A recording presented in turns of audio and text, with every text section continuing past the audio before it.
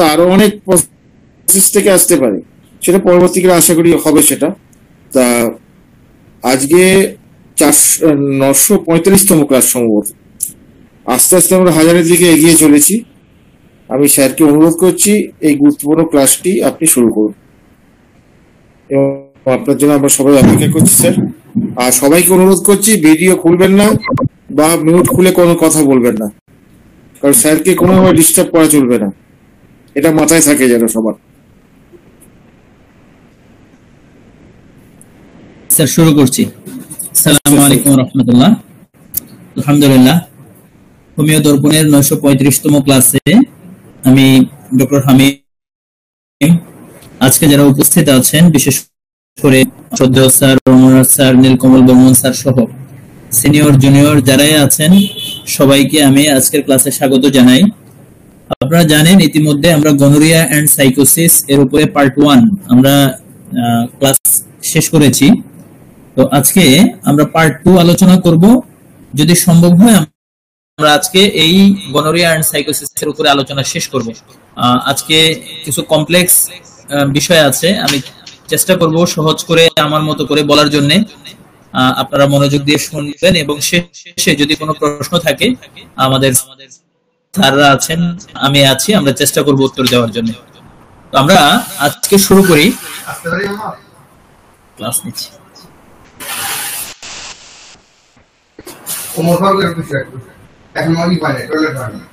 আচ্ছা, ওষুধটা চলো, সরি। তো আমরা আজকে যে বিষয়গুলো নিয়ে আলোচনা করব, ফার্স্ট হচ্ছে আমরা তো এর আগে আলোচনা করেছি যে গনোরিয়া কি, গনোরিয়া কিভাবে হয়, কিভাবে একজনের শরীর থেকে আরেকজনের শরীরে গনোরিয়া ট্রান্সমিট করে, সিমটমস গুলো কি, মেল ফিমেল চাইল্ড তাদের শরীরে কি কি সিমটমস দেখা যায়, এগুলোর ল্যাবরেটরি ডায়াগনোসিস কি হয়, এই বিষয়গুলো নিয়ে আমরা ওই দিন ডিসকাস করেছিলাম। আপনাদের হয়তো অনেকেরই মনে আছে, না হলে আমাদের ক্লাস রেকর্ডে আছে, হোমিও দর্পণের ইউটিউব পেজে গেলে আপনারা অবশ্যই পাবেন। ওই বিষয়গুলো নিয়ে আজকে আর আমি কথা না বলে আমি সরাসরি চলে যাব একদম অ্যাকর্ডিং টু হোমিওপ্যাথিক ভিউ বা হোমিওপ্যাথিক প্রিন্সিপাল। আমরা এই টোটাল বিষয়টাকে আমরা কিভাবে কনসিডার করব, কিভাবে ট্রিটমেন্ট করব। ফার্স্ট হচ্ছে একটা প্রশ্ন আসে, এটা ওই দিন আমি ক্লাসের শেষ দিকে বলেছি। একটা প্রশ্ন আমাদের কাছে আসে যে গনোরিয়ার, আমরা বলেছি গনোরিয়ার কয়েকটা স্টেজ। গনোরিয়ার ফার্স্ট স্টেজ বলেছিলাম যে অ্যাকিউট গনোরিয়া। অ্যাকিউট গনোরিয়ায় যেটা দেখা যায়, অ্যাকিউট স্টেজে যেটা দেখা যায় যে একটা থিক পুরুলেন্ট পুজের মতো একটা ডিসচার্জ থাকে, সাথে প্রচন্ড বার্নিং থাকে ইন দা ইউরেথ্রা, মানে প্রস্রাবের নালীতে প্রচুর জ্বালা পোড়া থাকে, ফর্মিকেশন, একটু কিটকিট করে কামড় দেওয়ার বিষয় থাকে, তারপর হচ্ছে পারমেশন, বিশেষ করে পুজ যাওয়ার যে একটা প্রবণতা থাকে। ফিমেলদের ক্ষেত্রে তার লিউকোরিয়াল ডিসচার্জের সাথে আদার্স যেই সিমটমস গুলো বলেছি, অ্যাকিউট কেসে এই বিষয়গুলো দেখা যায়। সেকেন্ড যেই স্টেজ বা সেকেন্ড স্টেজে যেটা আমরা দেখি যে তার এই যে অ্যাকিউট যেই মানে তার কমপ্লেইনটা, কষ্টটা, বিশেষ করে তার প্রচুর ব্যথা, প্রচুর জ্বালা, প্রস্রাবের টোটাল পেনিসটা একদম ফুলে যায়, পেইন হয়, তার এই বিষয়গুলো তখন দেখা যাচ্ছে সাবসাইড হয়ে যায়। সেটা ট্রিটমেন্টের মাধ্যমেও হতে পারে, এলোপ্যাথিক ট্রিটমেন্ট অথবা আদার্স ট্রিটমেন্টের মাধ্যমেও হতে পারে, আবার দেখা যাচ্ছে স্পন্টেনিয়াসলিও হতে পারে। একটা স্টেজ থাকে, তো এই স্টেজটা অ্যাকিউট স্টেজটা দেখা যাচ্ছে সাবসাইড হয়ে যায়। যদি হয়তো তার ডিফেন্সিভ মেকানিজম বা ভাইটাল ফোর্স যদি এখানে খুব ভালো হয়, তাহলে অ্যাকিউট স্টেজটা যদি এখানে সাবসাইড হয়ে তার একটা সেকেন্ডারি স্টেজ শুরু হয়, সেই স্টেজটা হচ্ছে বলি আমরা গ্লিটি স্টেজ। সেই গ্লিটি স্টেজটা হচ্ছে এমন যে তার তখন আর পেইন বা আদার্স যেই কষ্টগুলো, বিশেষ করে জ্বালা পোড়া, এই বিষয়গুলো দেখা যায় না। তখন দেখা যায় একটা গ্রিনিশ একটা ডিসচার্জ শুধু দেখা যায় পার ইউরেথ্রা, মানে প্রস্রাবের নালী দিয়ে একটা সবুজ একটা মানে তরল পদার্থ যেতে দেখা যায়। তো এটা হচ্ছে এই গ্লিটি ডিসচার্জ বলি। এবং গ্লিটেড পরে চলে যায় হচ্ছে একদম থার্ড স্টেজে, যেটা আমরা মেটাস্টেটিক স্টেজ বলি, যেটা তখন ইউরেথ্রা থেকে এগুলো আরো অন্যান্য জায়গায় মেটাস্টেসিস হয়ে যায়। বিশেষ করে মেল পেশেন্টের ক্ষেত্রে তার টেস্টিসে চলে যায় বা আদার্স জয়েন্টের মধ্যে চলে যায়, এই বিভিন্ন জায়গায় তখন সেটা আরো বেশি মানে চলে যায় এবং সেটা ক্রনিক স্টেজে চলে যায়। এবং ফিমেলের ক্ষেত্রে তখন তার ইউটেরাসের একদম ইনার পার্টে তার এগুলোর মধ্যে চলে যাচ্ছে। তো এখন ব্যাপার হচ্ছে আমাদের কাছে রোগীর এসে প্রশ্ন করে বা আমাদের অনেক ডক্টরও প্রশ্ন করে যে আমরা এই সিনগুলো জানলাম, এখন আমাদের কাছে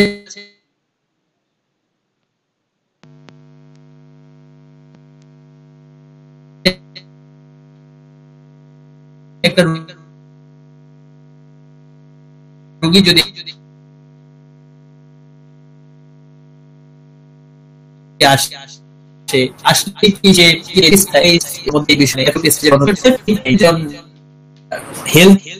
সাথে, মানে আমি যদি মানুষ যদি একটা স্টেজে গনোরিয়া থাকে, ঠিক সেম স্টেজেই দেখা যাচ্ছে সুস্থ মানুষের শরীরে এই গনোরিয়াটা আসে। সেম স্টেজে যদি মনে করেন অ্যাকিউট স্টেজের একটা রোগী সে সেক্সুয়াল ইন্টারকোর্সে যখন যায় তখন ওই সুস্থ মানুষের শরীরে অ্যাকিউট স্টেজে গনোরিয়াটা ট্রান্সফার করে। আবার দেখা যাচ্ছে সেকেন্ডারি স্টেজের একটা রোগী যদি সে দেখা যাচ্ছে সুস্থ মানুষের শরীরে মানে সাথে ইন্টারকোর্সে যায় তখন তার দেখা যাচ্ছে সেকেন্ডারি স্টেজেই মানে সেটা ট্রান্সমিট করে। থার্ড স্টেজ বা টারশিয়ারি স্টেজের রোগী হলে টারশিয়ারি স্টেজেই সেটা ট্রান্সমিট করে। দেখা যাচ্ছে এমন একটা অবস্থা যে গনোরিয়া সাপ্রেসড হয়ে তার এখন আর কোনো সিমটমস নাই, কিন্তু এখন দেখা যাচ্ছে তার মানে ওই সিমটমস গুলো না থেকে তার মধ্যে একটা ক্যারিয়ার স্টেজে গনোরিয়াটা তার শরীরে আছে, সে গনোরিয়ার মানে সেই জার্মটাকে ক্যারি করছে বা গনোরিয়ার সেই অবস্থাটাকে ক্যারি করছে, যেটাকে আমরা সাইকোটিক স্টেজ বলি, মানে মায়াজমেটিক স্টেজ। সেই মায়াজমেটিক স্টেজটা যদি তার শরীরে মানে ওই অবস্থায় থাকে, সেখান থেকে ইন্টারকোর্সের মাধ্যমে যদি এটা হোমিওপ্যাথিক ট্রিটমেন্টে এটা যদি প্রপারলি কিউর না হয় তাহলে ওই স্টেজেই সুস্থ মানুষের শরীরে চলে যায়।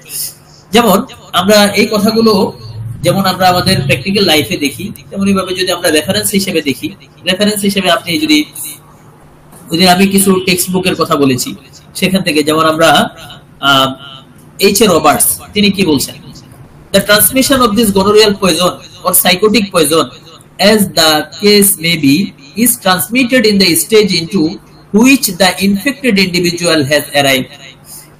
If it is a true gonorrheal infection, true gonorrhea will be transmitted, but if it has reached the secondary stage, the contracting party will develop the condition at the same stage as the infector. Just যে কথাটা আমি মুখে এতক্ষণ বলেছি বোঝানোর চেষ্টা করেছি সেটাই তিনি বলছেন। The secondary and tertiary symptoms of psychosis can be entirely eradicated by homeopathic treatment. এই একটা মানে ডক্টর এইচ.এ. রবার্টসের একটা কোটেশন। আমি এটাকে এভাবে বলতে চাই যে হোমিওপ্যাথিক ট্রিটমেন্ট ছাড়া আদার্স কোনো ট্রিটমেন্টে কিন্তু গনোরিয়া কমপ্লিটলি ইরাডিকেট হয় না, এবং সেটা আমাদেরকে হোমিওপ্যাথিক ট্রিটমেন্টের মাধ্যমে, সেটা যদি টারশিয়ারি স্টেজেও থাকে সেটা হোমিওপ্যাথিক ট্রিটমেন্টের মাধ্যমে ইরাডিকেট করা পসিবল। দেন আমরা যাই একটা মহিলা, এটা আমি ওই দিনও সম্ভবত বলেছিলাম শেষ দিকে, একটা মহিলা দেখা যাচ্ছে সুস্থ একটা মহিলা, রোবাস্ট, মানে সে খুব হেলদি রোবাস্ট একটা গার্ল, তার বিয়ে হলো কিছুদিনের মধ্যে দেখা যায়, বিশেষ করে এই বিষয়টা দেখা যায় হচ্ছে 1 বছর থেকে 1.5 বছর, মানে 12 মাস থেকে 18 মাসের মধ্যে এই প্রবলেমটা দেখা যায় যে একটা সুস্থ মানুষ আস্তে আস্তে করে অসুস্থ হয়ে পড়ছে। বিয়ের পরে তার শরীর ভেঙে যাচ্ছে, তার শরীরের মধ্যে কিছু সমস্যা দেখা যাচ্ছে। যেমন সেই সমস্যাগুলো কেমন হতে পারে, সমস্যাগুলো দেখা হতে পারে তার ওভারিতে অনেক বেশি সিস্টিক ম্যানিফেস্টেশন, যেটাকে আমরা পলিসিস্টিক ওভারিয়ান সিনড্রোম বলি, পিসিওডি বা পিসিওএস। এ ফ্যালোপিয়ান টিউব ম্যানিফেস্টস ইনফ্লামেশন, ফ্যালোপিয়ান টিউবে একটা প্রদাহ দেখা যায়, অথবা দেখা যাচ্ছে ফ্যালোপিয়ান টিউবে ব্লকেজ দেখা যায়। Again, they may show a very anemic state of the blood. এই যে একটা anemic state, তার শরীরে যে রক্ত স্বল্পতা বা রক্ত শূন্যতা, এই স্টেজগুলো ডেভেলপ করে। তাহলে এই স্টেজগুলো ডেভেলপ করার পরে when this anemic condition arises, it affects every part of our organism. মানে এই যে anemic কন্ডিশনটা তার পুরো শরীরটাকে অ্যাটাক করে, এফেক্ট করে, coming on gradually, slowly, এবং আস্তে আস্তে করে until her whole system is permeated. Total সিস্টেমটা তার শরীরে এটা পারমিয়েটেড হয়, মানে টোটাল। তারপর হচ্ছে she becomes pale, drawn, puffy, there is no stamina to the muscles, আস্তে আস্তে সে দুর্বল হয়ে পড়ে।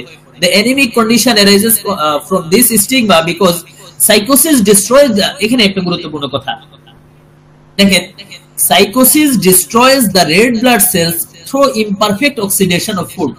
মানে এখানে এই জিনিসটা থেকে আমরা কি বুঝতে পারি যে তার যে শরীরে যে সাইকোটিক কন্ডিশনটা ডেভেলপ করলো, এই সাইকোটিক কন্ডিশনটা আমরা বলেছি, আচ্ছা এই বিষয়টা আবার আসবে, আমরা বলেছি যে সাইকোটিক কন্ডিশনটা ডেভেলপ করার কারণে তার যে রেড ব্লাড সেল, যেটাকে আমরা বলছি লোহিত রক্তকণিকা অথবা আমাদের রক্তকণিকার মধ্যে আপনারা জানেন যে red blood cell, white blood cell, platelet এই বিষয়গুলো থাকে, তো রক্তকণিকা থাকে। তো সেখানে রেড ব্লাড সেলটাকে কি করে ডিস্ট্রয় করে দেয়, আর ডিস্ট্রয় করে দেওয়ার কারণেই কিন্তু রক্ত শূন্যতাটা ডেভেলপ করে। এরপরে গনোরিয়ার এগুলো অলরেডি বলা হয়েছে। দেন এখন এই প্রশ্নটা যেহেতু কমন, এটা আমি ওই দিনও বলেছি, আবার বলার চেষ্টা করছি। আমাদের কাছে রোগীরা এসে জিজ্ঞেস করে যে ডাক্তার সাহেব এখন তো আমার ট্রিটমেন্ট হয়ে গেছে, আমি কি তাহলে বিয়ে করতে পারবো? অথবা দেখা যাচ্ছে আমার কাছে যেমন কিছুদিন আগে একটা রোগী আসছে, ওই রোগীটার বিয়ে ঠিক হয়ে গিয়েছে, মানে পুরুষ রোগী। সে বলছে যে আমার তো বিয়ে ঠিক, কিন্তু আমি এটাকে জাস্ট আমার শরীরের কি অবস্থা এটা দেখার জন্য একটু এই কাজে, এই অসৎ কাজে আমি আমার এই প্রবলেম ডেভেলপ করি। পরবর্তীতে এটা বলার পরে সাথে সাথে সে আমাকে বলছে যে তাহলে আমি এটা ট্রিটমেন্ট শুরু করলাম। ট্রিটমেন্ট শুরু করার পরে একটা সময় মোটামুটি একটা পর্যায়ে আসছে, তো সে আমাকে বলছে তাহলে আমার বিয়ের ডেট অমুক তারিখে। তখন আমি তাকে বললাম যে না, আপনি আরেকটু ওয়েট করেন। এই বিষয়টাই আসলে আমাদের জন্য গাইডলাইন কি, cases of gonorrhoea that have been suppressed by injections in the head. এখন যদি ইনজেকশনের মাধ্যমে বা কোনো ওষুধের মাধ্যমে যদি এটা সাপ্রেসড হয় অথবা but it is not true, মানে বিষয় হলো যে সাপ্রেসড হয়ে যাওয়ার পরে আপনার আচ্ছা ডক্টর শ্যামল স্যার আপনি একটু কাইন্ডলি মিউট করেন। তো দেখা যাচ্ছে সিম্পটমস গুলো নেই, বাট আমি কি তখন ধরে নিতে পারি যে রোগীটা সুস্থ হয়ে গিয়েছে? আসলে না। আপনি ক্যান্টের যে ফিলোসফি 21 এফ রিজন, আমি এগুলো একটু মানে রেফারেন্স বেস বলছি, কারণ এগুলো আমাদেরকে একটু যাতে আমরা একটু মানে স্ট্রংলি আপনি বিষয়গুলো বুঝতে পারেন। আমি হয়তো মুখে বললে এক বিষয় হবে, বলতে পারবো, বাট আমি রেফারেন্স সহ বলছি যাতে আপনারা একটু আবার ক্রস চেক করতে পারেন। কেন বলছেন but it is not true and he should delay marriage, তাকে দেরি করতে হবে, বিয়ে দেরি করতে হবে। It is not right for him to marry until the discharge has been brought back again. এটা হচ্ছে হোমিওপ্যাথিক ফিলোসফি, যে একটা রোগী যদি আসে তখন তার যে অ্যাকিউট ডিসচার্জ যদি থাকে, একটা সময় গিয়ে তার অ্যাকিউট ডিসচার্জ ছিল সেটা সে সাপ্রেসড করেছে, এখন তাকে আবার সে অ্যাকিউট ডিসচার্জ যদি রিটার্ন না করে তাহলে এটা মানে তার সে সুস্থ হয় নাই, এটাই ধরে নিতে হবে। সেজন্যই আমাদেরকে বলছে একটা antipsychotic medicine, and he has been cured not by injections because they only suppress, but by the indicated antipsychotic remedy patient can be cured. তাহলে এটাই আমরা এখান থেকে বুঝতে পারলাম। এখন আমি যে একটা কথা বললাম যে অ্যাকিউট স্টেজ ছাড়া রোগী তো অন্য স্টেজে থাকতে পারে, মানে দেখা যাচ্ছে তার অ্যাকিউট স্টেজ নাই, সেকেন্ডারি স্টেজ আছে, অথবা দেখা যাচ্ছে টারশিয়ারি স্টেজে রোগী থেকে একজন থেকে আরেকজনের শরীরে যখন এটা আসে তখন তো আমি স্বাভাবিকভাবেই এই সিম্পটমস গুলো পাই না, তখন আমি কিভাবে বুঝবো? সেটা বুঝতে হলেই তখন আমাকে ওই যে তার মেন্টাল সিম্পটমস গুলোর দিকে চলে যেতে হবে, যেটা আমাদের সামনে আসছে। এখানেই কিন্তু এই যে ডক্টর ক্যান্ট বলছেন, দেখেন, you will never know until you get in practice how common it is for a wife to break down in a year or 18 months after marriage with uterine trouble, with ovarian disease, with abdominal troubles, with all sorts of complaints peculiar to the woman, and you will then be surprised on going into the history of her husband. এখন দেখা যায় রোগী আসছে, যেটা আমি বলছি acute স্টেজে মানে হয়তো ছিল না, তার টারশিয়ারি স্টেজে ছিল, তারপরেও কিন্তু যদি তার শরীরে গনোরিয়া যদি আসে বা তার ওই যে সাপ্রেস করার পরে সাইকোটিক কন্ডিশনটা যদি তার শরীরে চলে আসে, তখন আসলে কি হবে, তার ওই যে 1 বছর বা 18 মাস পরে এর মধ্যেই তার যেটা দেখা যায়, তার ইউটেরাইন ট্রাবল দেখা যায়, ওভারিয়ান ডিজিজ দেখা যায়, অ্যাবডোমিনাল ট্রাবলস দেখা যায়, বিভিন্ন ধরনের মহিলাদের কমপ্লেইন দেখা যায়, অ্যানিমিয়া ডেভেলপ করে। তখন আমি তাকে কি করতে হবে, সরাসরি তার হাজবেন্ডকে ডাকতে হবে। হাজবেন্ডকে ডেকে তার হাজবেন্ডের কাছ থেকে আমি ইনফরমেশন গুলো শুনবো, শোনার পরে আমি তখন ডিসিশন নেব তাকে কিভাবে ট্রিটমেন্ট করা যায়। Sometimes it is so very severe in form and the trouble comes as soon as after the suppression. দেখো এরপরে আমরা দেখি ইফেক্ট অন ফিমেল। তাহলে তার মহিলাদের শরীরে তার কি অবস্থাটা হতে পারে এটা অলরেডি বলা হয়ে গিয়েছে। তারপরে sometimes they are latent and develop very gradually.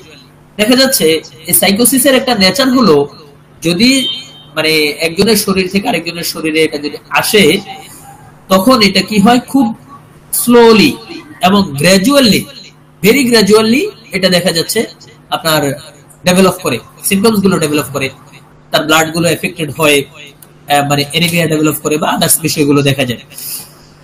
এরপরে আমরা চলে যাই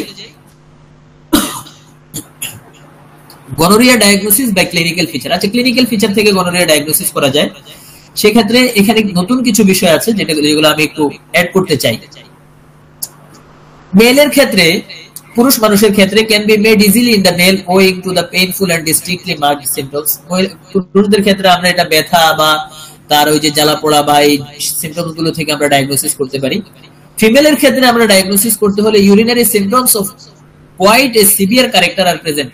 তার ইউরিনারি সিম্পটমস গুলো প্রথমে অ্যাকিউট স্টেজে দেখা যায়, কিন্তু ক্রনিক স্টেজে তার এই লিউকোরিয়াল যে ডিসচার্জটা এন্ড দ্য প্রিউরাইটিস। এখন লিউকোরিয়া নিয়ে রোগী আসে না, আমার মনে হয় এরকম ডক্টর নাই। লিউকোরিয়া নিয়ে আমাদের প্রায় রোগী আমাদের কাছে আসে, কিন্তু এই রোগীদের আমাদের হিস্ট্রি নিতে হবে, তার হাজবেন্ডের হিস্ট্রি নিতে হবে, আর না হলে আমরা কিন্তু এগুলো এইসব রোগীদের প্রপারলি ট্রিটমেন্ট করা আমাদের জন্য খুবই ডিফিকাল্ট হয়ে যাবে, especially if the pruritus is induced by the acidity of the discharge.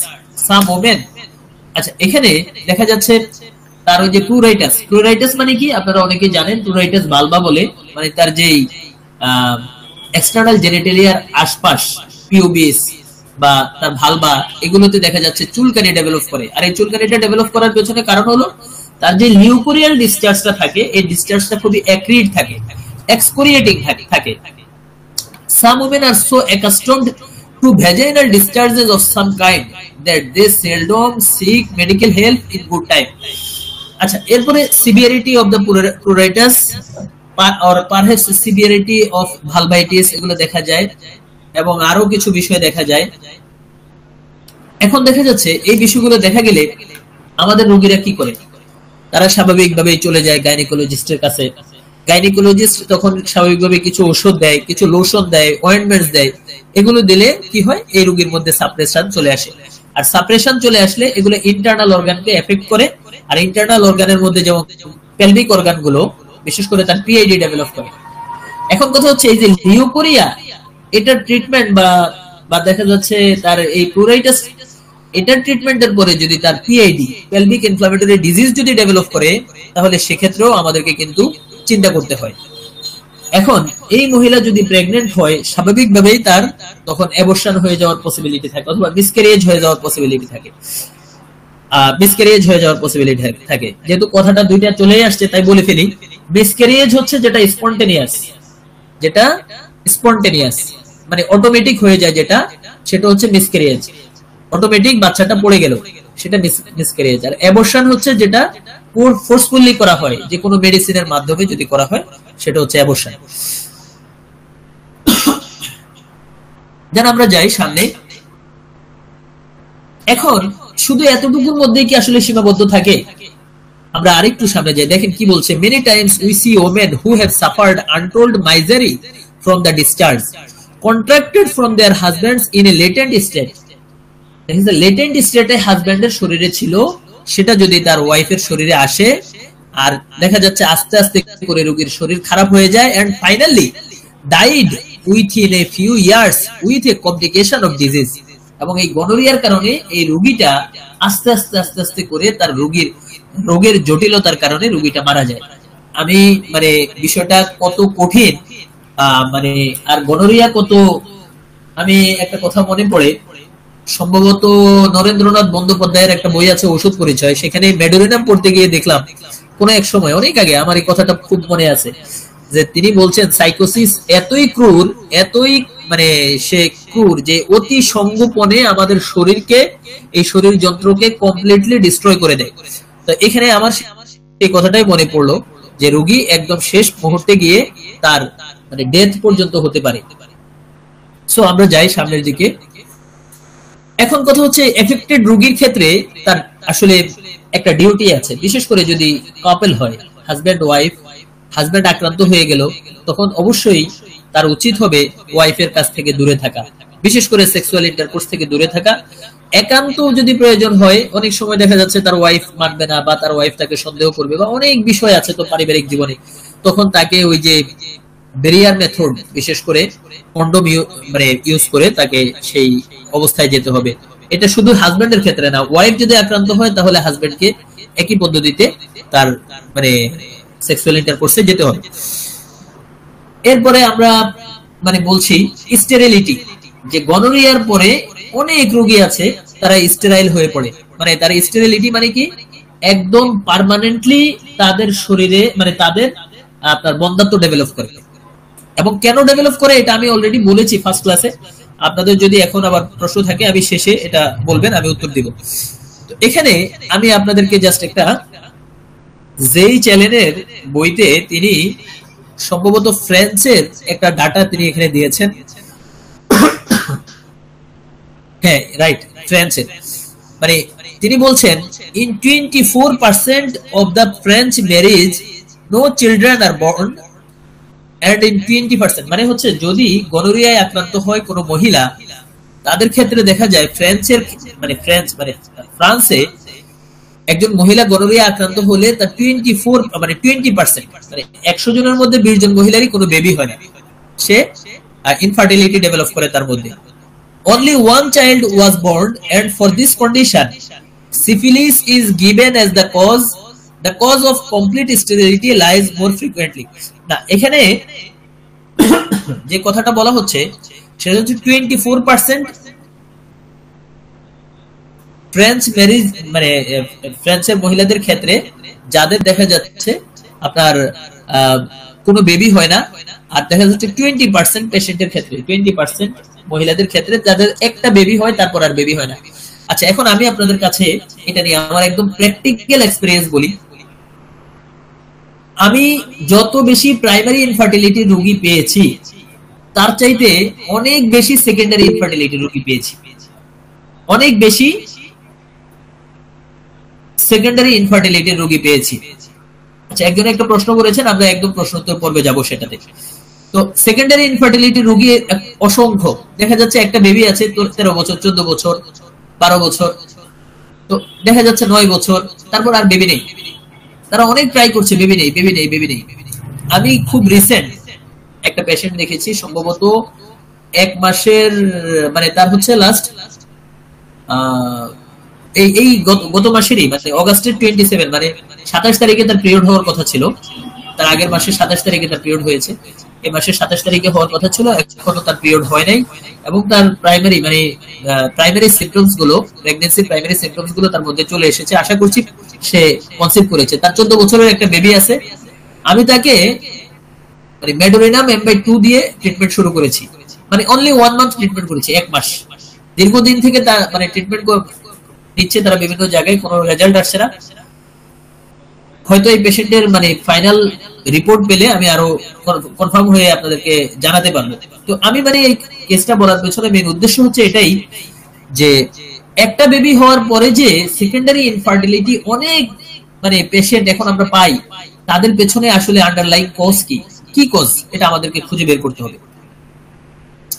দেন এখন কথা হচ্ছে একটা পেশেন্ট আপনি হোমিওপ্যাথিক্যালি ট্রিটমেন্ট করলেন, হোমিওপ্যাথিক্যালি প্রপারলি ট্রিটমেন্ট করলে পেশেন্টটা কিন্তু কমপ্লিটলি কিউর হবে।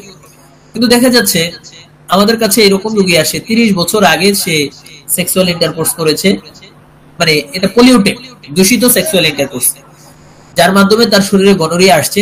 এই 30 বছর পরেও তার শরীরে অনেকগুলো কমপ্লেইন। আমাদের সামনে আরো কিছু হট নিউজ আছে, আমি মনে হয় ওইগুলো বললে আপনারা আরো চিন্তা করার সুযোগ পাবেন আপনাদের রেগুলার ডেইলি লাইফে।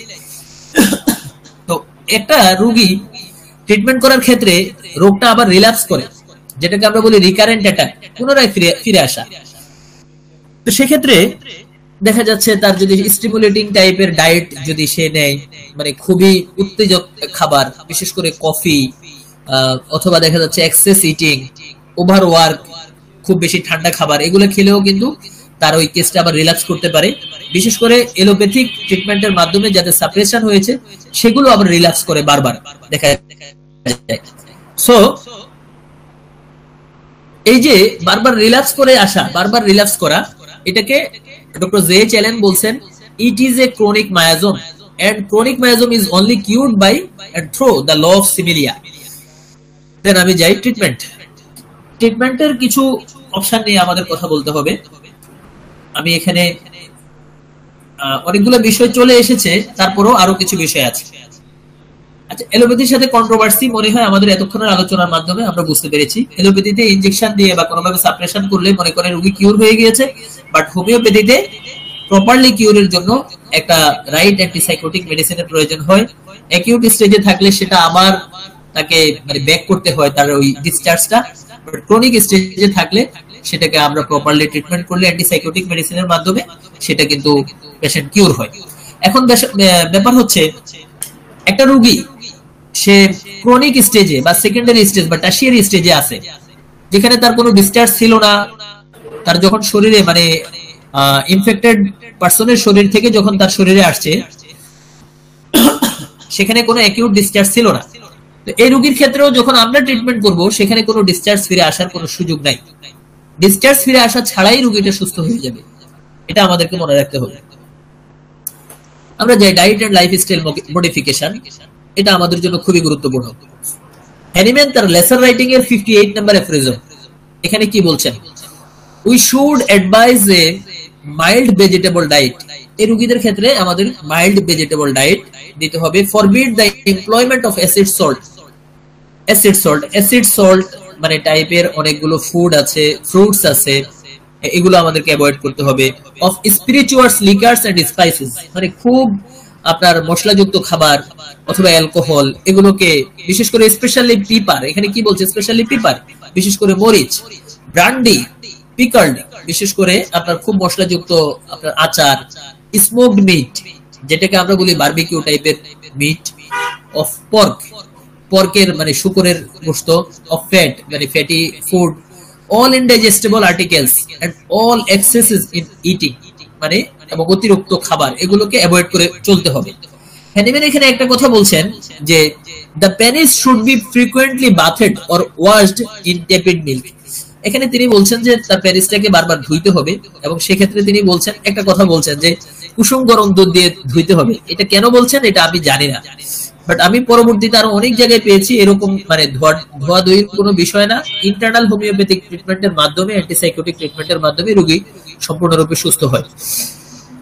এরপরে আমি চলে যাই ডক্টর হ্যানিম্যানের সমসাময়িক সময়ের আরেকজন ডক্টর জার।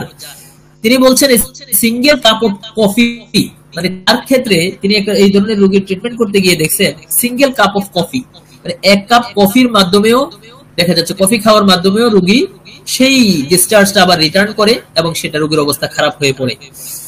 সো তিনি বলছেন the greatest difficulty in curing the female patient as in the male consists in maintaining in all respects the necessarily rigid diet and regimen। এই ডায়েট এন্ড রেজিমেন্টটা খুবই ইম্পর্টেন্ট। এটাই বলছেন যে পুরুষ রোগীদের ক্ষেত্রে যেরকম ইম্পর্টেন্ট, মহিলাদের ক্ষেত্রে আরো বেশি জরুরি। সেক্ষেত্রে তিনি বলছেন যে যেমন such as is involved in abstinence, মানে তার ওই যে সেক্সুয়াল অ্যাবস্টিনেন্স মানে বিরত থাকা, from exposure to cold, sexual excitement, walking or other physical exertion, and from every variety of hearty food and stimulating drink, এগুলোকে অ্যাভয়েড করার জন্য। আমরা এটাকে আরেকটু যদি চিন্তা করি, ডক্টর হ্যানিম্যান তার অর্গান অফ মেডিসিনের 6th এডিশনের 259 থেকে 263 নাম্বার অ্যাফরিজম পর্যন্ত ডায়েট এন্ড রেজিমেন্ট নিয়ে বলেছেন। সো ডায়েট এন্ড রেজিমেন্টের ক্ষেত্রে কিন্তু আমাদের জন্য এই সব রোগীর ক্ষেত্রে ট্রিটমেন্ট করার ক্ষেত্রে আমাদের জন্য খুবই গুরুত্বপূর্ণ। Best medical treatment, most accurate prescription এবং হচ্ছে আপনার রাইট ডায়েট এন্ড রেজিমেন্ট, এটা হচ্ছে একটা রোগীর ট্রিটমেন্টের জন্য খুবই গুরুত্বপূর্ণ। আমরা এবার চলে যাই এই ট্রিটমেন্ট অপশনের ক্ষেত্রে। হ্যানিম্যান তার ক্রনিক ডিজিজে কিছু কথা বলেছেন। আমি যদি মোটা দাগে মূল কথাগুলো যদি বলতে চাই, 83 থেকে 85 নাম্বার অ্যাফরিজম পর্যন্ত তিনি বলেছেন। তো তিনি এখানেও ওই যে আমরা যে স্টেজগুলোর কথা বলছি, এই স্টেজগুলো তিনি এখানেও বলেছেন, তার লেসার রাইটিং এও বলেছেন। আর ওই স্টেজগুলো কিন্তু আপনার ডক্টর জে.এইচ. অ্যালেনও বলেছেন, ক্যান্টও বলেছেন, সবাই কিন্তু ওই স্টেজগুলো সবাই মোটামুটি বলে গিয়েছেন। তো সেক্ষেত্রে হ্যানিম্যান এই অ্যাকিউট স্টেজের কথা বলেছেন, যেটা the discharge is from the beginning thickish like pus, micturition is less difficult, but the body of the penis swollen, somewhat hard. The penis is also in some cases covered on the back with glandular tubercles and very painful to the touch. এখানে Hahnemann বলছেন যেটা, যে প্রথম দিকে দেখা যায় কিছু pass দেখা যায়, সেটা ঠিক পাস, এবং তার মিকচুরেশন, প্রস্রাব করতে তার খুবই কষ্ট হয়, তার পেনিসটা ফুলে যায়, এবং তিনি বলছেন যে তার পেনিসের মধ্যে গ্ল্যান্ডুলার টিউবারকল, টিউবারকল মানে হচ্ছে কিছুটা ছোট ছোট টিউমার লাইক কিছু গ্রোথ, মানে হার্ড কিছু গ্রোথ তার পেনিসের মধ্যে ডেভেলপ করে, এবং এগুলো খুবই পেইনফুল টু টাচ, মানে এটা খুবই টাচ করতে খুবই ব্যথাযুক্ত, এরকম কিছু ঘটনা দেখা যায়। এবং এই অবস্থা যখন চলে যায় তখন তার শরীরে কি হয়, তিনি বলছেন যে তার শরীরের মধ্যে তখন কিছু আঁচিল ডেভেলপ করে, এবং এটাকে তিনি বলছেন ফিগওয়ার্ড মানে ডিজিজ বলছেন। আর এক্ষেত্রে তিনি ট্রিটমেন্টের ক্ষেত্রে বলেছেন, বিশেষ করে থুজার কথা বলেছেন। অ্যাকিউট স্টেজের ক্ষেত্রে তিনি বলেছেন যে বিশেষ করে ক্যানাবিস, ক্যান্থারিস, কোপাইবা বাম এগুলো দিয়ে ট্রিটমেন্ট করা যেতে পারে। এবং ক্রনিক স্টেজের ক্ষেত্রে তিনি থুজার কথা বলেছেন, স্পেশালি থুজার কথা বলেছেন, এবং মাঝে মধ্যে তিনি সেখানে নাইট্রিক অ্যাসিডের কথা বলেছেন, alternating with just as small A dose of nitric acid. তো আমরা এই জায়গাটায় আমরা দেখি আমাদের মেডোরিনাম আরেকটা গুরুত্বপূর্ণ মেডিসিন, এই ক্ষেত্রে মেডোরিনামকেও আমরা অবশ্যই চিন্তা করতে পারি। হ্যানিম্যান এই ক্ষেত্রে তার ওই যে এক্সটার্নাল অ্যাপ্লিকেশনের কথা বলেছেন, বিশেষ করে থুজার মাদার টিংচার ইউজ করার জন্য বলেছেন, যদিও পরবর্তীতে এই এক্সটার্নাল অ্যাপ্লিকেশন এবং আমাদের যে ক্লিনিক্যাল এক্সপেরিয়েন্সও দেখেছি এই অ্যাপ্লিকেশন এক্সটার্নাল অ্যাপ্লিকেশনের প্রয়োজন হয় না, ইন্টারনাল ট্রিটমেন্টের মাধ্যমে রোগী সুস্থ হয়ে পড়ে। এবং এই ক্ষেত্রে আরো অনেক ডক্টরেরই রেফারেন্স আছে, আমি সেদিকে আর না গিয়ে আমি একটু সামনের দিকে যাই। যে আমি যেটা বলেছি যে এক্সটার্নাল অ্যাপ্লিকেশন ছাড়াও রোগী সুস্থ হতে পারে, এটা তো আমাদের ক্লিনিক্যালি আমরা অনেক দেখেছি। আমি পার্সোনালি হচ্ছে অনেক অনেক আগে এইসব মাদার টিংচার বা বায়োকেমিক মেডিসিন ইউজ করা আমি ছেড়ে দিয়েছি। তো আমি ইউজ করি না, আপনারা হয়তো অনেকেই ইউজ করেন, অনেকেই করেন না, বাট এক্সটার্নাল অ্যাপ্লিকেশনের আমার দৃষ্টিতে এক্সটার্নাল অ্যাপ্লিকেশনের প্রয়োজন হয় না। ইন্টারনালি যদি রোগী সুস্থ হয়ে পড়ে তাহলে তার আঁচিল অটোমেটিক শরীর থেকে চলে যায়। লেসার রাইটিং থেকে যদি আমি বলতে চাই, আমার মনে হয় এখানে একদম স্পেসিফিক করে এগুলো আমাদের আলোচনা হয়ে গেছে, যে ফার্স্ট স্টেজে কি হবে, সেকেন্ড স্টেজে কি হবে, থার্ড স্টেজে কি হবে, এই বিষয়গুলো জাস্ট আমরা যে আলোচনা করেছি এর মতোই, এর বাইরে আর কিছু নাই। তবে আপনারা লেসার রাইটিং এর 12 থেকে 257 অনেক বিস্তারিত হ্যানিম্যান আলোচনা করেছে, অনেক বিস্তারিত আলোচনা করেছে, আপনারা চাইলে সেগুলো আপনারা দেখতে পারেন। আচ্ছা, আপনাদের জন্য আরেকটা টেক্সট বুক আছে, উইলিয়াম টোড হেলমুথ, এটা হচ্ছে surgery and its adaptation to homeopathic practice. এই বইতেও গনোরিয়া নিয়ে তিনি বিস্তারিত আলোচনা করেছেন, এই যে উইলিয়াম টেড হেলমুথ। সেক্ষেত্রে আমাদের জন্য কিছু মেডিসিন এভাবে আমরা চিন্তা করতে পারি, যেমন copaiba, petroselinum, cannabis sativa, aconite, sulphur, cantharis, capsicum, silicea, lycopodium, nitric acid, sepia. এই মেডিসিনগুলোর ভিতর থেকে আপনারা চিন্তা করতে পারেন, জাস্ট চিন্তার জন্য, কোনো স্পেসিফিক মেডিসিন না, জাস্ট চিন্তার জন্য বলা হয়েছে। সাইলিশিয়া, হিপারসালফ, মার্কসল, এই মেডিসিনগুলো ইউজফুল হতে পারে। আমরা আরো কিছু ট্রিটমেন্টের ক্ষেত্রে আরো কিছু মেডিসিনের ইন্ডিকেশন আছে, যেমন আপনার সিপিয়া, বিশেষ করে মহিলাদের ক্ষেত্রে সিপিয়া একটা গুরুত্বপূর্ণ মেডিসিন আসতে পারে। আপনারা যদি আদার্স বিষয়গুলো যদি মিলে যায় আপনারা চিন্তা করতে পারেন। এবার আমরা চলে যাই মেটাস্টেটিক গনোরিয়া।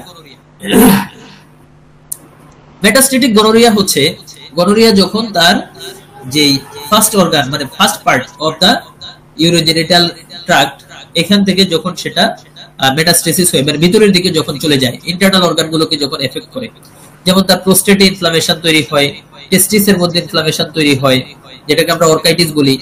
গনোরিয়াল অপথ্যালমিয়া, সেটা আমরা অলরেডি আলোচনা করেছি, অপথ্যালমিয়া নিউনেটোরামের কথা বলেছি, বিশেষ করে বাচ্চাদের ক্ষেত্রে, আর্টিকুলার রিউমেটিজমের কথা, এই বিষয়গুলো, এবং মিউকাস মেমব্রেন ইনফেকশনস, এই বিষয়গুলো আছে।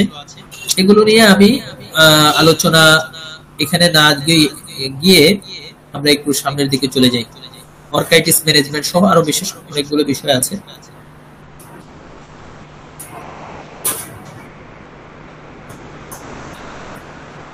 আচ্ছা, এই আলোচনাটা আসে নাই এখানে, আপনার অনেকগুলো বিষয়ে মোটামুটি আলোচনা হয়েছে, এটা আমার বাদ পড়ে গেছে। স্ট্রিকচার, আপনারা এখন দেখা যায় অনেক স্ট্রিকচারের রোগী আমাদের কাছে আসে, অনেক স্ট্রিকচারের রোগী আমাদের কাছে আসে। তো স্ট্রিকচারের রোগীদের ক্ষেত্রে আপনারা অনেক কিছুই চিন্তা করেন, তবে গনোরিয়াল ডিসচার্জ মানে গনোরিয়া মানে তার পাস্ট হিস্ট্রিতে গনোরিয়া বা তার ফ্যামিলি হিস্ট্রিতে গনোরিয়া, এই বিষয়টা থাকাটা অস্বাভাবিক কিছু না। কারণ গনোরিয়ার একদমই লাস্ট স্টেজ, মানে অনেক দিনে দেখা যাচ্ছে এই রোগীদের ক্ষেত্রে আপনার এই স্ট্রাকচার ডেভেলপ করতে পারে। আমি এই ক্ষেত্রে আপনার যে চ্যানেলের যে আপনার বইটা আছে, সেই বইয়ের মধ্যে বিশেষ করে তিনি একটা স্ট্যাটিস্টিক্যাল ডাটা দিয়েছেন, পরিসংখ্যান।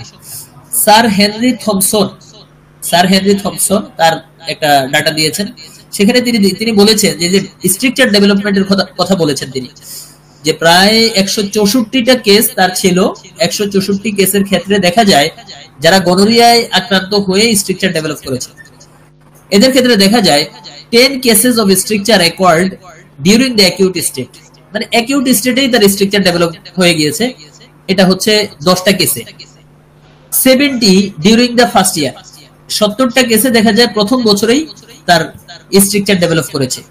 41 ফ্রম 3 টু 4 ইয়ার, মানে 3 থেকে 4 বছরের মধ্যে দেখা যায় 41, মানে 41টা রোগীর ক্ষেত্রে স্ট্রাকচার ডেভেলপ করেছে। এন্ড 22 ফ্রম 7 টু 8 ইয়ার্স, 28টা রোগীর ক্ষেত্রে 7 থেকে 8 বছরের মধ্যে স্ট্রাকচার ডেভেলপ করেছে। এন্ড 20 ফ্রম 20 টু 25 ইয়ার্স, মানে দেখা যাচ্ছে 20 থেকে 25 বছরের মধ্যে 20টা রোগীর ক্ষেত্রে তার স্ট্রাকচার ডেভেলপ করেছে। এই ডাটাটা বলার পেছনে আমাদের একটা চিন্তা দেওয়ার জন্য আপনাদের মাঝে, যে জাস্ট দেখেন 25 বছর আগে তার গনোরিয়া হয়েছে, তার 25 বছর পরে তার স্ট্রাকচার ডেভেলপ করেছে। বিষয়টা হচ্ছে কি, এই জন্য আমাদেরকে এই যে আমাদের স্যার যে সবসময় বলেন, বিশেষ করে অমরনাথ স্যার, যে আপনি হয়তো রোগীটাকে দেখেন, কিন্তু রোগীর যে রোগের বীজ কোথায় আছে এটাকে খুঁজে বের করাই হচ্ছে আমাদের সবচেয়ে বড় মানে বিষয়। সেটা যদি আমরা বুঝতে পারি তাহলে আমাদের জন্য ট্রিটমেন্ট করা অনেক বেশি ইজি হয়ে যাবে। পজিশনটা বের করা আমাদের জন্য খুব বেশি গুরুত্বপূর্ণ। সো আমরা চলে যাই সামনের দিকে।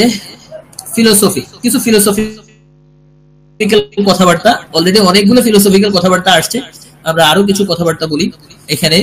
Philosophy for the treatment of the disease, already এই স্লাইডটা বলা হয়ে গেছে যে আমাদের এই ডিসচার্জটা রিটার্ন করার বিষয়, তো এটা চলে আসছে।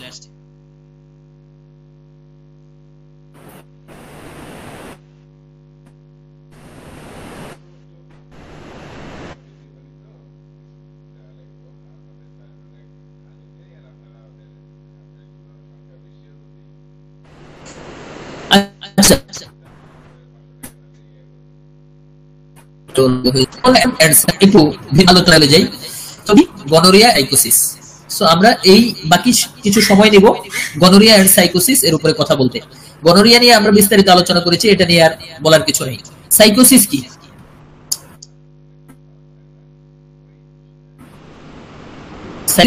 আমরা অলরেডি বলছি, গনোরিয়া যখন সাপ্রেশন হয়, সেই সাপ্রেশনের পরে রোগীর যে কন্ডিশনটা তৈরি হয় মেন্টালি এন্ড ফিজিক্যালি, এগুলাই হচ্ছে সাইকোসিসের সিম্পটমস।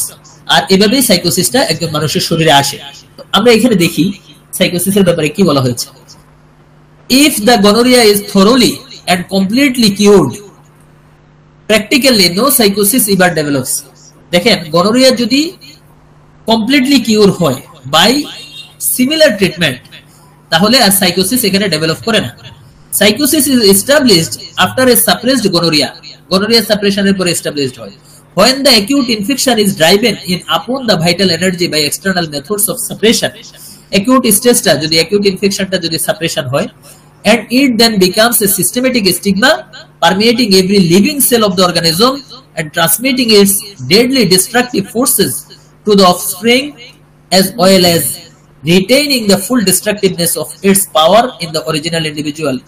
আমরা এখানে কি মানে আমরা আসলে কি বুঝতে চাচ্ছি পারতেছি, যখন এটা সাপ্রেশন হয়ে যায়, সেই সাপ্রেশনের পরে কিন্তু একদম জেনেটিক্যাল দিক থেকে, মানে ডিএনএ আরএনএ তে চলে যায়, এই ডিএনএ আরএনএ এর সাথে মিশেই কিন্তু আমাদের এই শরীর, একজনের শরীর থেকে আরেকজনের শরীরে, বা এটা আমাদের শরীরে থেকে যায়। এটা নিয়েও কিন্তু আমি পড়াশোনা করেছি, বাট এটা আমি আজকের এখানে ওই বলতে চাচ্ছি না। এখানে যেটা আরেকটা বিষয় আপনাদেরকে বলি, একটা তো বললাম গনোরিয়া সাপ্রেশন, আরেকটা বিষয় হচ্ছে আমরা এখন যেটা দেখি যে অনেক বেশি ভ্যাকসিনেশন। তো ভ্যাকসিনেশনের হিস্ট্রি যদি অনেক বেশি থাকে, সেক্ষেত্রেও কিন্তু এই ভ্যাকসিনেশনের কারণে রোগীর মধ্যে সাইকোসিস ডেভেলপ করতে পারে। In regard to development of psychosis and psychotic state, it is also to be noted that doctor J C Burnett, মানে আপনারা ডক্টর জেসি বার্নেটের কথা জানেন, James Compton Burnett, after prolonged and careful observation had noticed that repeated anti-pox vaccination creates such a condition which is very much to psychosis, মানে আপনার repeated vaccination যখন হয় সেখান থেকে দেখা যাচ্ছে এই রোগীর মধ্যে সাইকোসিসের একটা স্টিগমা তৈরি হয়। এখন সাপ্রেসড গনোরিয়ার pathological effect. Pathological effect already যেগুলো আমরা বলেছি এগুলোই, এখানে আর আদার্স নতুন করে আর কিছু নাই প্যাথোলজিক্যাল ইফেক্ট। আচ্ছা, আমরা প্যাথোলজি নিয়ে তো আমরা এতক্ষণ আলোচনা করলাম। সো প্যাথোলজিক্যাল কন্ডিশনের পরে আমরা চলে যাই মেন্টাল ইফেক্টসে চলে যাই আমরা। হ্যাঁ, সো গনোরিয়া মানে সাইকোসিস কিভাবে হলো বা কিভাবে আসলো এটা আমরা বুঝতে পারলাম। অথবা দেখা যাচ্ছে মানে বাবা মায়ের শরীর থেকেও ট্রান্সপ্লাসেন্টাল সাইকোসিস বা গনোরিয়ার স্টিগমা একজন মানুষের শরীরে আসতে পারে বলতে আসে, তখন তার মেন্টাল যেই মানে কমপ্লেক্স গুলো তৈরি হয়, ইফেক্ট গুলো তৈরি হয়, সেটাতে আমরা চলে যাই। মেন্টাল কন্ডিশনের মধ্যে দেখা যায় রোগী খুবই সেলফিশ হয়ে পড়ে, সেলফিশ এন্ড কোবিটাসনেস। আপনি জানেন যে খুবই স্বার্থপর হয়ে পড়ে এবং খুব লোভী হয়ে পড়ে এরা। অন্যের ভালো সে চায় নিজের কাছে চলে আসুক, মানে আরেকজনের সম্পদ আছে ওই সম্পদ ধ্বংস হয়ে নিজের হয়ে যায়, এটাকে বলা হচ্ছে কোবিটাস। এই কোবিটাসনেসটা তার মধ্যে ডেভেলপ করে। তারপর হচ্ছে রোগীর মধ্যে একটা সেলফিশনেস ডেভেলপ করে, অলরেডি বলেছি, এবং রোগীর মধ্যে সাসপিশিয়াসনেস ডেভেলপ করে। সবকিছুর মধ্যে একটা সন্দেহ, ডিস্ট্রাস্টফুলনেস, হাইড করার মেন্টালিটি তার মধ্যে তৈরি হয় এবং সব সময় খুব তাড়াহুড়া করার মেন্টালিটি তৈরি হয়। এবং সাসপিশিয়াসনেস এর মধ্যে রোগীর মধ্যে জেলাসি চলে আসে, জেলাসি অন্যের ব্যাপারে ঈর্ষা চলে আসে। জেলাসি এন্ড এনভি এগুলো নিয়ে আলোচনা হয়েছে এর আগে। এবং খুবই কানিং হয়ে পড়ে এরা, খুবই ডিসিপ্লিন হয়ে পড়ে, খুবই ক্রুয়েল হয়ে পড়ে, অন্যের ক্ষতি করার ইচ্ছা খুব বেশি তাদের মধ্যে তৈরি হয় এবং তারা খুবই ঝগড়াটে হয়ে পড়ে। এবং তাদের মধ্যে প্রতারণা, বিশেষ করে ডিসিপ্লিন মানে প্রতারণা, কানিং, এই বিষয়গুলো তার মধ্যে দেখা যায়। মেমোরির মধ্যে দেখা যায় খুবই অ্যাবসেন্ট মাইন্ডেড হয়ে পড়ে এবং তারা খুবই ভুলে যায়, কথা বলতে গিয়ে মাঝখানের শব্দ ভুলে যায়, মাঝখানের ওয়ার্ড ভুলে যায়, কি বলবে সে তা খুঁজে পায় না, কি লিখবে সেটা খুঁজে পায় না, প্রপার ওয়ার্ডটা খুঁজে পায় না।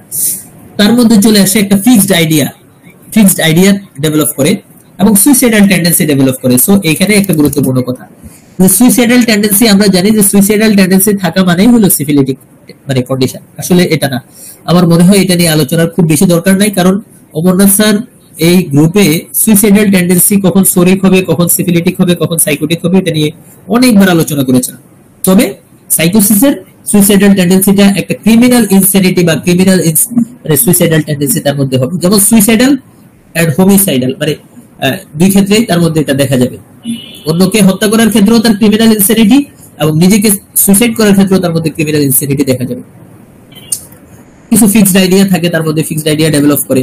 এবং সাইকোসিসকে আমরা স্বাভাবিকভাবেই তাকে সোজা কথায় তাদেরকে, সে আসলে কথা বুঝতে চায় না, মাস্ট ফেস, তাদেরকে বলা হয়েছে মুখোশ পরিহিত। খুবই এগুলো অলরেডি বলা হয়েছে। ঠান্ডায় তাদের কষ্টগুলো বেড়ে যাবে, রিচ ফুড খাওয়ার প্রবণতা তাদের মধ্যে তৈরি হবে এবং তাদের মধ্যে কিছু ফিজিক্যাল কন্ডিশন তৈরি হবে যে তাদের যে লিউকোরিয়াল ডিসচার্জ, মিনস্ট্রুয়াল ফ্লুইড, এগুলোর মাধ্যমে তার কষ্ট, মেন্টাল কন্ডিশন গুলো তার কমে আসবে, রোগী ভালো থাকবে এবং তাদের মধ্যে আঁচিল হওয়ার প্রবণতা, টিউমার হওয়ার প্রবণতা, ফাইব্রাস টিস্যু গ্রোথ হওয়ার প্রবণতা, এই বিষয়গুলো তার মধ্যে দেখা যাবে। এবং তার মধ্যে মানে ওল্ড আলসার, পুরাতন কোন আলসার যেটা ভালো হয়ে গিয়েছে সেখানে আবার নতুন করে সেটা দেখা যাবে, ওপেন অফ ওল্ড আলসার, এগুলো ডেভেলপ করার প্রবণতা তাদের মধ্যে তৈরি হবে। এই বিষয়গুলো আমরা মোটামুটি আমরা দেখতে পাই। এছাড়া তার মাথায় কিছু, আপনারা জানেন যে সাইকোসিসের হেড সিম্পটমস, ওভার কনস্ট্রাকশন বা বিশেষ করে যেগুলোকে আমরা ওভার গ্রোথ, এই বিষয়গুলো দেখি, মোল, পেপিলোমেটা, এই বিষয়গুলো দেখি, নোজে কিছু সিম্পটমস, আদার্স অর্গান বেজ আরো অনেকগুলো সিম্পটমস তাদের মধ্যে ডেভেলপ করবে। এই বিষয়গুলো আমরা আর বিস্তারিত না যাই। অর্গান বেজ সাইকোটিক সিম্পটমস গুলো আপনারা অনেকেই জানেন। স্কিনের মধ্যে সাইকোটিক সিম্পটমস গুলো মোটামুটি মোল, ওয়ার্ডস, আনহেলদি থিকেন্ড স্কিন, তারপর হচ্ছে হারপিস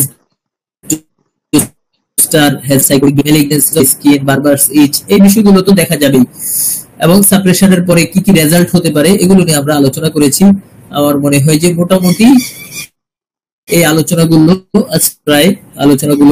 মাধ্যমে আমরা আরো যদি আরো অনেক আলোচনা করতে চাইলেও আরো অনেক আলোচনার সুযোগ আছে, কিন্তু মোটামুটি আমরা শেষ আলোচনা হয়েছে।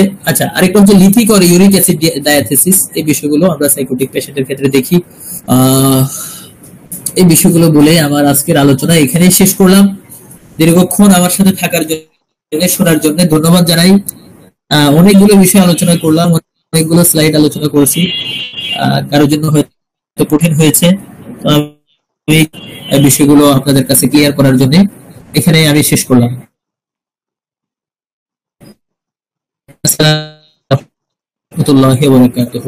সাধারণ একটি আলোচনা হলো এবং জুনিয়রদের আমি অনুরোধ করব এই ভিডিওটা বারে বারে শুনুন, কারণ এই আলোচনার দ্বারা আমরা একটাই বার্তা দিতে চাইছি। যে কথাটা আমি বলি, আপনি রেকর্ডিং করেছেন তো, রেকর্ডিং করে যতক্ষণ না এক্সাইটিং কজ মেনটেনিং কজ পাচ্ছেন ততক্ষণ আপনি রেকর্ড থামাতে পারেন না। ও সেই এক্সাইটিং কজ মেনটেনিং কজ আপনি যে পেশেন্টের মধ্যে পাবেন এমন কোনো মানে নেই, পরবর্তী পুরুষও পেতে পারেন। এখানে আরেকটা কথা যেটা বলেছেন আমার যেটা মনে পড়ছে, তার বাচ্চাকে বলেছে আর কি, এই জন্য পেশেন্ট আমার হাতছাড়া হয়ে গেল। বলে আপনি একটা বাচ্চা শিশু সেলফিশ লিখে দিলেন, বাচ্চা শিশু কোনো সেলফিশ হতে পারে? তো তখন বললাম যে ঠিক আছে, আমি একটু দেখি আপনি কি করেন। তো তারপরে সেটা বললাম না, বার করতে করতে তখন বেরিয়ে বললো, এটার সঙ্গে কি সম্পর্ক? বলে আপনিও তো সেলফিশ। তাকে আমি এস্টাবলিশ করে দিলাম লজিক্যালি, সে একবার ওষুধ নিয়ে গেছে আর আসেনি। আসলে ঘটনাটা কি হচ্ছে, আমরা যদি হ্যানিম্যানের 9 নম্বর অ্যাপ্রোচটা যদি একটু দেখি, 9 নম্বর অ্যাপ্রোচে বলছে যে রিজন গিফটেড, তার মানে কি যুক্তিবাদী হবে, আর কি করবে, তার হেলদি ইনস্ট্রুমেন্টটা হায়ার পারপাস অফ লাইফ, মানুষের কল্যাণের জন্য নিয়োজিত করবে। এটাই হচ্ছে ফিলোসফি। তো এরা কিন্তু যুক্তিবাদী হবে, এই সাইকোসিস পেশেন্ট যুক্তিবাদী হবে। কার জন্য যুক্তিবাদী হবে? For higher purpose of life নয়, for higher purpose of life নয়, ফর ওন, নিজের জন্য। এই নিজের জন্য হবে এই যে তার নিজের আখের গোছাবে সবাই, এই যে আখের গোছানোর ব্যাপারটা, এটাই হচ্ছে ইনকোঅর্ডিনেশন। এই যে ইনকোঅর্ডিনেশন স্টেটটা যেটা আছে, এই স্টেটটা কিন্তু সবার মধ্যেই থাকবে। এখন তো আরো ইনকোঅর্ডিনেশনের চাষ করছি আমরা। আমাদের তো বেশিরভাগই তো একটা করে সন্তান, তারপর কলেজ স্কুলে পাঠাচ্ছি, এই তো সন্দেহ, সে হয়তো দেখা গেল একটা পোড়া রুটিকে খুব ভালো লেগেছে, খেয়ে আসলো, কে সে মা পোড়া রুটি আমাকে করে দেবে, রুটি কিরম তোমার মুখে ছিল, তুই এটা খেলি কেন? না আমি ওকে সন্দেশটা দিয়েছি, আমি এটা খেয়েছি, ব্যাস তাকে আপনি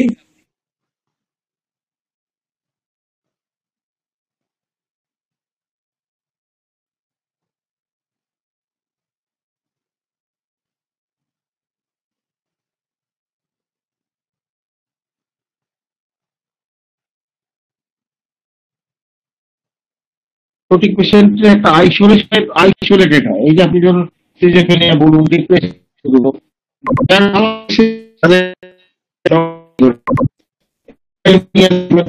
এটাও কিন্তু গ্রুপের মধ্যে পড়ে যাবে। মোবাইল আমি কতগুলো পেশেন্টকে ওষুধ দিয়ে মোবাইল ইয়ে করে দিচ্ছি, তারা ছেড়ে দিয়েছে, নর্মাল জায়গায় এসছে, ভয়ঙ্কর অবস্থায় চলে গেছিল। তো এই যে ব্যাপারগুলো, এগুলো আসছে কেন? সোশ্যালের জায়গাটা যদি আপনারা না বোঝেন, সে কিসের জন্য করছে?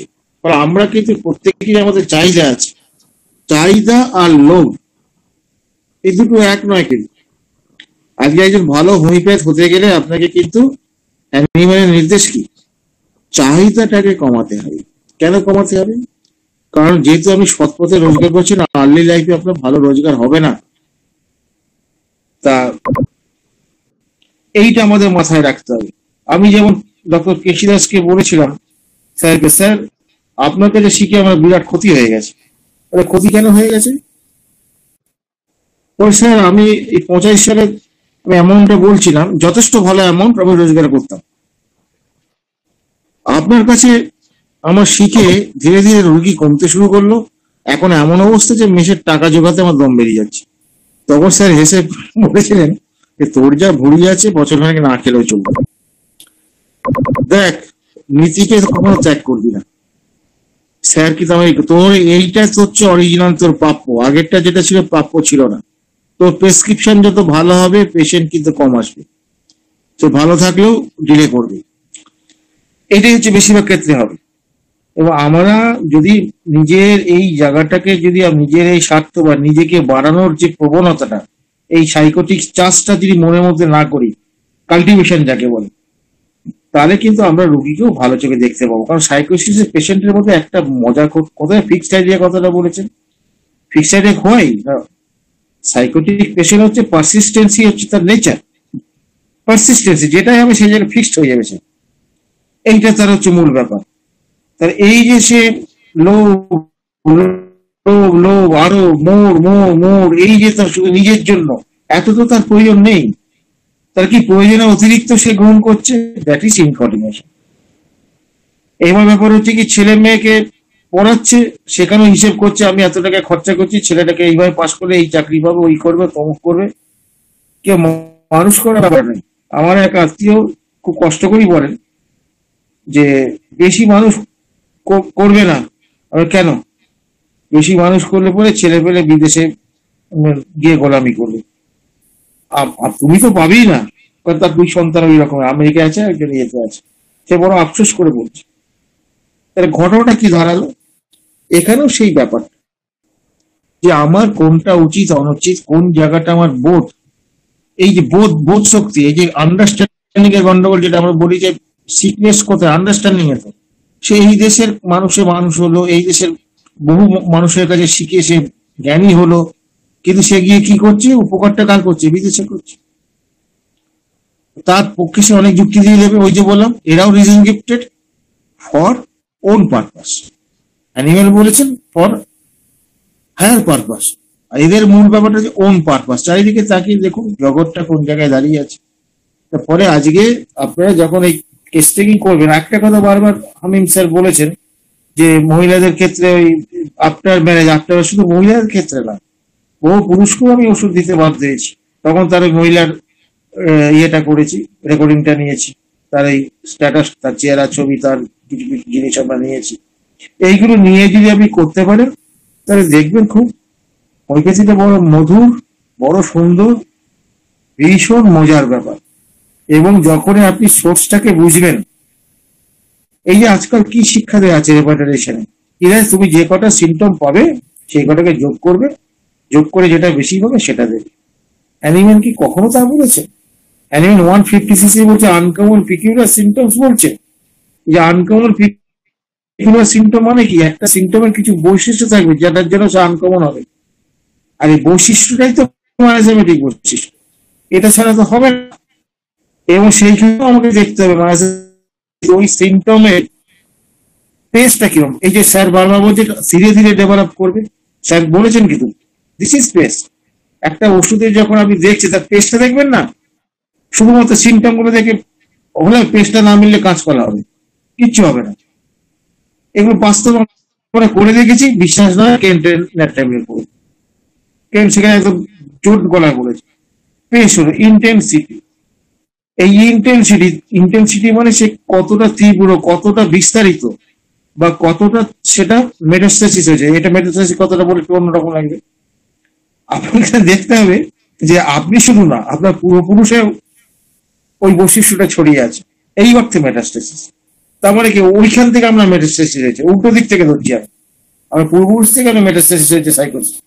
এই যে এটা ফিলোসফিক্যাল অ্যাসপেক্ট থেকে বলছি। এবার এইটা কতটা এসছে, এবার আপনার মধ্যে কি ধরনের ম্যানিফেস্টেশন হয়েছে সেগুলো দেখতে হবে না, সেগুলো দেখে তবে তো আপনার চিকিৎসা। আরেকটা জিনিস বারবার আপনাদের বলছি, শুধুমাত্র এই স্পেস এবং ইন্টেন্সিটি এইটা শুধু না, আরেকটা হচ্ছে সাকসেশন অফ অর্ডার। আপনি যখন একটা কেস করছেন সেখানে কোন সিমটম গুলো দিয়ে সাকসেশন অর্ডারকে ফলো করছে, মানে পার্টিকুলার কোন সিমটম। যেমন ধরুন একটা উদাহরণ দিচ্ছি, আপনি তার রাইট ব্রেস্টের একটা টিউমার হয়েছে, একটা মেয়েকে আপনি দেখছেন, তার হিসাব নেই। তার মায়ের, তার বাবার হিসেব দেখুন, তাদের রোগের হিসেবের মধ্যে কোন রোগটা রাইট সাইডে কিছু আছে কিনা।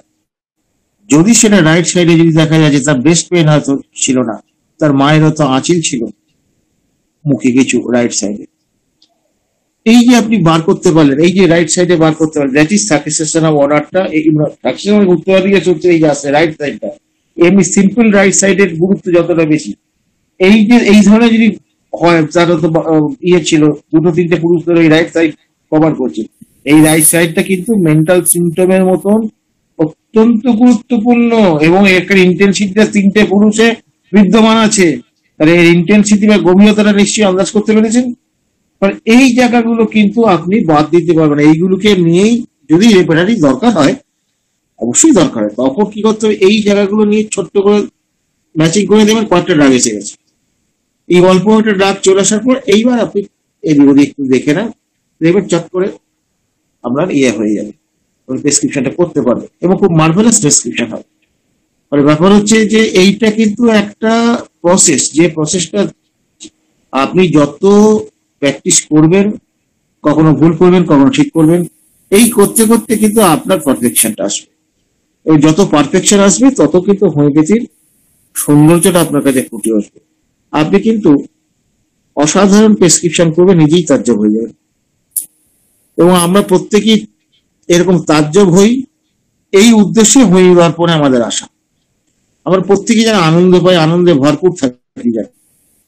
এইটুকু বলে আমি আজকে বক্তব্য শেষ করলাম। আবার আমি হামিমুদ্দিন স্যারকে ধন্যবাদ জানাই, আজকের আলোচনার জন্য উনি অনেক পরিশ্রম করেছেন, অনেক জায়গা থেকে তুলে তুলে এনেছেন কথাগুলো, খুব জরুরি এগুলি পড়াশোনা করতে হবে ভাই, টিপস মেরে আর ফাঁকিবাজি মনে করে হোমিওপ্যাথ হয় না। আপাতত এইটুকুই বললাম, বলে আমার বক্তব্য শেষ করলাম। ধন্যবাদ সবাই।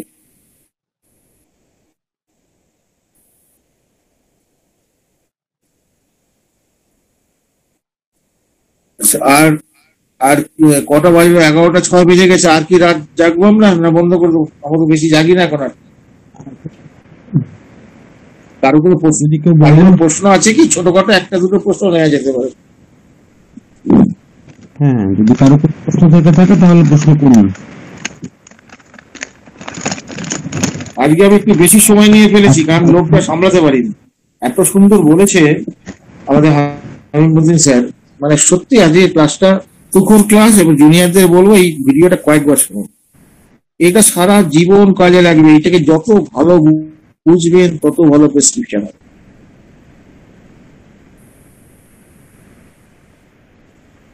জি, সম্মানিত উপস্থিতি, আজকের আলোচনার উপর যদি আপনাদের কারো কোনো প্রশ্ন থেকে থাকে তাহলে আমাদের সম্মানিত স্যারদেরকে প্রশ্ন করতে পারেন। আচ্ছা, একজনের মেসেজ বক্সে একটা প্রশ্ন করেছেন। মেসেজ বক্সের প্রশ্নটা ছিল, আধুনিক ডায়াবেটিস কি গনোরিয়ার মানে অন্য নাম কিনা, এরকম একটা প্রশ্ন করেছেন। আমি যতটুকু দেখেছি, আধুনিক ডায়াবেটিস কি গনোরিয়ার অন্য নাম? আসলে না, সেটা তা না। ডায়াবেটিস এক জিনিস, গনোরিয়া অন্য জিনিস। গনোরিয়া ডায়াবেটিস হয় মেইনলি মেটাবলিক ডিসঅর্ডারের কারণে। রোগীর বিশেষ করে স্ট্রাকচারাল মানে যে একটা ডিস্ট্রয়, বিশেষ করে তার প্যানক্রিয়াসের বিটা সেল ডিস্ট্রাকশন থেকে হয়। দুইটার মানে টোটাল মোড অফ অ্যাকশন বা টোটাল প্যাথোলজি কমপ্লিটলি ডিফারেন্ট। ডায়াবেটিসের সাথে গনোরিয়ার কোনো সম্পর্ক নেই। Thank you. আর কোনো প্রশ্ন থাকলে?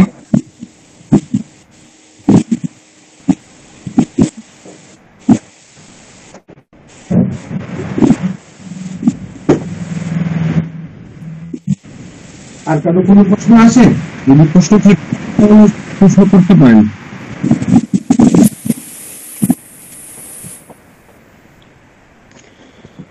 সম্ভবত আর কারো কোনো প্রশ্ন নেই।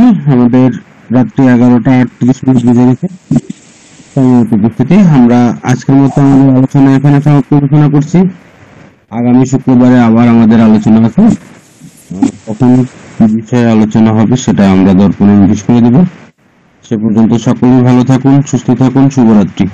ডক্টর হামিমুদ্দিন স্যার, যদি আপনি অনুমতি করেন তাহলে আমরা আমি এই যে শেষে একটা কথা একটু বলতে চাই।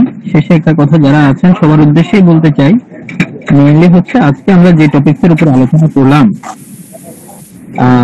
যেমন আমাদের স্যার কিন্তু শেষে বলছেন, তো এটার গুরুত্ব সম্পর্কে বলছেন। কিন্তু আমি আমার নিজের জায়গা থেকে যদি বলি, তাহলে আমি বলবো যে আমরা যদি গনোরিয়া এবং সাইকোসিস যদি খুব ভালো বুঝতে পারি, বিশেষ করে সাইকোসিসটা যদি আমরা খুব ভালো ধরতে পারি, তাহলে আমাদের জন্য মানে টোটাল পেশেন্ট ট্রিটমেন্টের ক্ষেত্রে আমাদের অনেক অনেক সহজ হয়ে যাবে।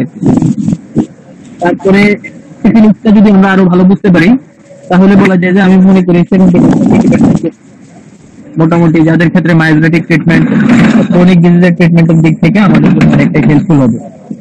তো এর জন্য আমি বলবো যে আমি যতটুকু আলোচনা করছি এটা কিন্তু অনেক বেশি কিছু করছি এমন না। আপনারা যদি একটু ভালোভাবে বই পুস্তক দেখেন, পড়েন, এটা নিয়ে আরো বেশি নিজেদের রোগীদের সাথে যদি এটা নিয়ে আপনারা যদি কাজ করেন, তাহলে আপনারা আমি মনে করি আরো ভালো কিছু করতে পারবেন। এবং অনেক বিশেষ করে কোশ্চেনের অ্যান্সার, অনেক কোশ্চেনের অ্যান্সার, যেটা আমি তো বললাম যে লং টাইম এলোপ্যাথিক ট্রিটমেন্ট করছে, দীর্ঘদিন থেকে এলোপ্যাথিক ট্রিটমেন্ট করছে, দীর্ঘদিন থেকে কষ্ট করছে, ওই ধরনের রোগীদেরকেও কিন্তু আমরা আমাদের এই হোমিওপ্যাথিক মেডিসিন বা হোমিওপ্যাথিক সিস্টেমের মাধ্যমে আমরা রোগীদেরকে একটা সলিউশন দিতে পারবো। সবাইকে ধন্যবাদ। জি, সবাইকে ধন্যবাদ জানিয়ে আজকের মতো আমাদের আলোচনা এখানে সমাপ্ত ঘোষণা করলাম। সবাইকে শুভরাত্রি জানাই, এবং আজকের ক্লাসটা আমার এত ভালো লেগেছে, আবার আমি আপনাদেরকে ধন্যবাদ শুভেচ্ছা জানিয়ে শুভরাত্রি জানিয়ে আমি বিদায় নিচ্ছি। ধন্যবাদ।